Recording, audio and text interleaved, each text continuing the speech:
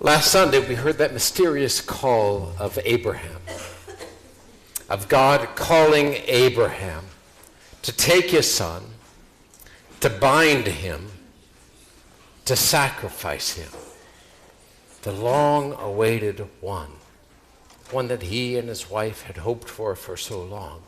He was to kill. God had entered into a covenantal relationship with Abraham. And like the covenantal relationship of husband and wife, it creates duties, responsibilities.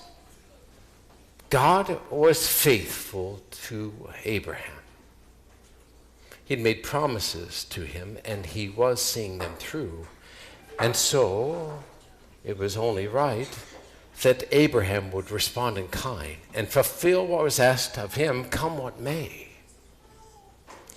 And it was only on the other side of the fulfillment of his responsibility that he came to know what he did not know and could not see or comprehend. As we mentioned, citing a rabbi who's developing ancient sages' commentary, it was the preciousness of a child, the dignity, the miracle of every single one, in the context of a society that frequently offered them to the gods, killing them, leaving them. Only on the other side of the fulfillment of his responsibility did he come to know what was unknown in that time. This was consistent with Abraham's and God's history. For example, God had come to Abraham and called him to leave all that he knew. Leave your father's house. I mean, Abraham was 75 years old when the call came to him, still living in his dad's house. Talk about failure to launch. And finally, he heard and answered, and his life opened up to something extraordinary and new. The father of a host of nations, the beginning of God's doing something new. It's consistent with our responsibilities and their fulfillment. I mean, this is what's happening in part when you ask your kids to fulfill their responsibilities, the chores, the homework, the volunteering, saying you're sorry. The benefits aren't exactly clear at the time. The costs typically are. But the type of person you can become, not so much. Kids, you'll become fragile if you construct a world without responsibilities. In other words, if you seek to construct a world in which you sneak by with as much as you can, doing as little as you can, only acting according to your own wants and desires, living in a sense in a virtual world, diverting yourself as much as you can from what is asked of you, you'll become fragile. Because eventually, something beyond your control will impose itself upon you in such a way that you cannot ignore or escape from into a virtual reality. Illness, loss, disappointment. That will break through, and if you're not accustomed to accepting and responding to something beyond your own likes and comfort, your world will come crashing down. Devastated and depressed will you be. Coming to know that which is unknown through fulfilling our responsibilities is especially true of our vocations. Think, most of you, to that day in which you said, I do. What a mysterious utterance you made. How could you see what was coming? A month down the road? A year down the road? 20 years down the road? Only on the other side of making concrete that I do did you begin to know the type of person you could become. And then when children came along, how much more even were you asked to think not of yourself and to enter into that mystery which helped you to become something you were capable of being. I mean, priesthood is similar. We make promises at our ordination. Promises create responsibilities, the content of which are unknown at the time. And because they're unknown, they draw us out of our own small, self-centered existence, our plans, our preferences, and such. It begins with a call and with trust, and by fulfilling our duty, something that was beyond our grasp becomes obtainable. The commandments are an example, like we heard in our first reading. You take, for example, keeping the Lord's day holy, keeping the Sabbath. Now, who did that apply to? What did you hear in the reading? Who was to keep that? A select group? Certain individuals? Whether you're a resident or an alien, whether you're a slave owner or a slave, it all devolves upon you. So what practical application of this law was there on everyone on this day? Slave and slave owner have revealed that they are equal. Their dignity is the same. As it's been said numerous times, the shocking thing is not that there was slavery, that was present everywhere. The shocking thing is that slavery has been overcome to the degree that it has through the fidelity to what was asked. What was unknown, equality, dignity, became known through the fulfillment of the obligations.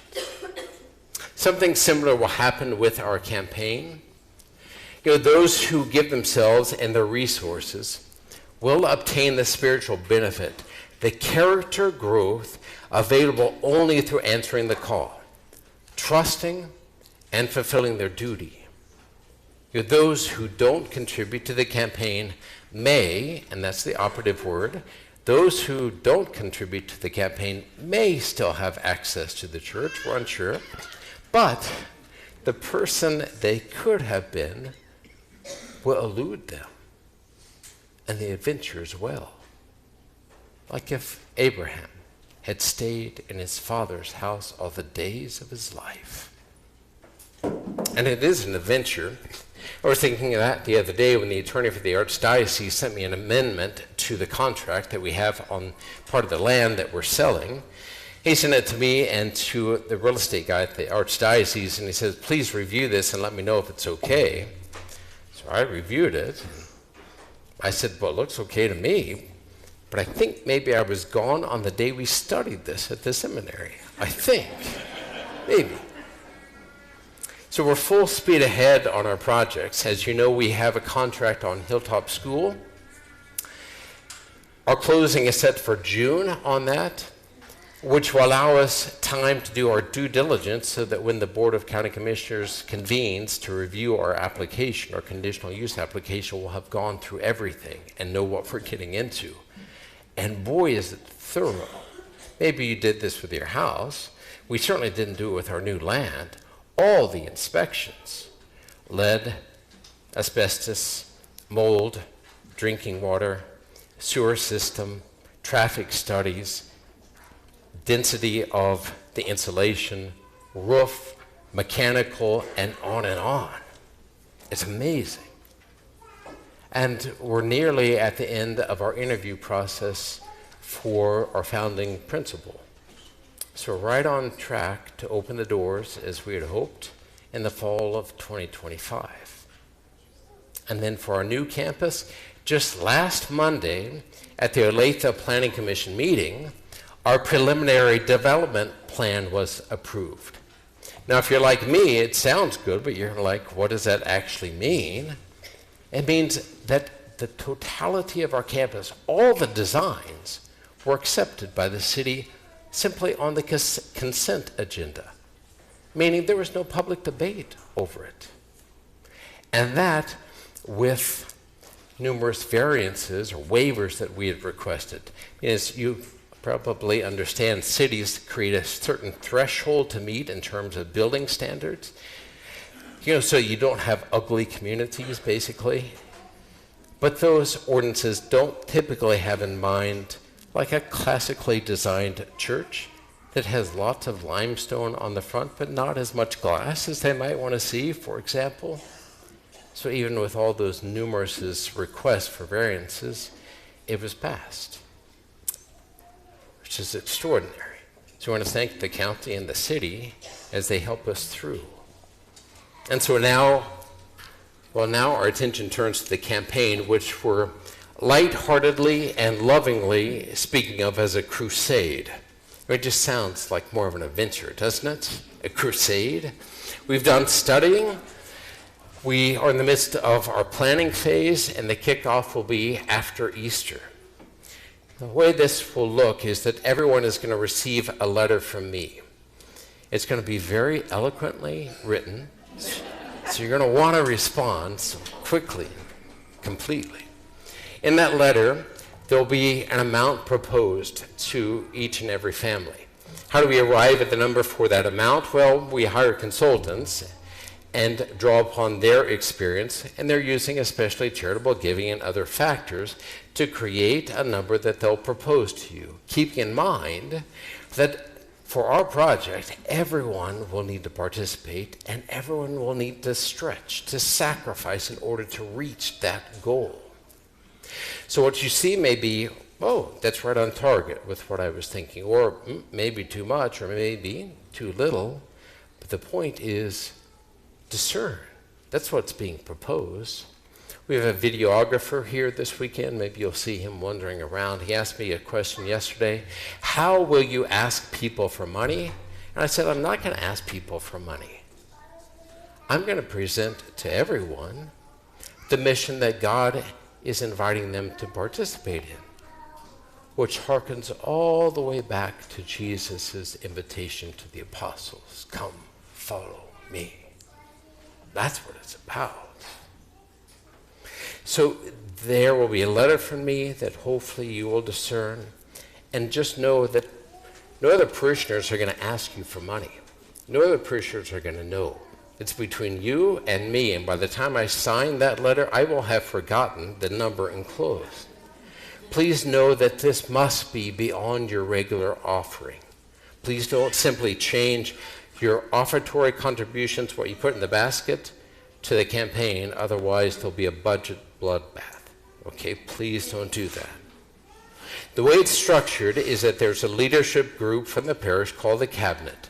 The Cabinet met this past week. Part of their job is to reach out to many of you to ask you to become involved. So they're going to be calling you likely this week. Don't screen your phone calls. Don't send it to voicemail. Answer. And if you happen to be unavailable, reply to their voicemail with a phone call. You have been selected to do this. But no, we can't get through every person with a phone call at this point in time, so there are cards in the pew in which you could volunteer. And simply what you're volunteering to do is to meet with people, visit with them about the projects, and then accept their pledges. You're not going to have to talk about money whatsoever. Respond generously. Remember that God spoke to Abraham through strangers. So when you get that call, answer as though he's the one inviting you. Respond generously, if our response is a reflection of our faith and is an act of worship. That's especially what the gospel was about. Driving out the animals, Jesus was saying, that form of worship is no more. No more will you take an animal and say, this represents me. No, he said, true worship is going to be doing what I do, offering your very self, all you have and are. May we hear God's call, trust as Jesus did, and obtain what we never could otherwise.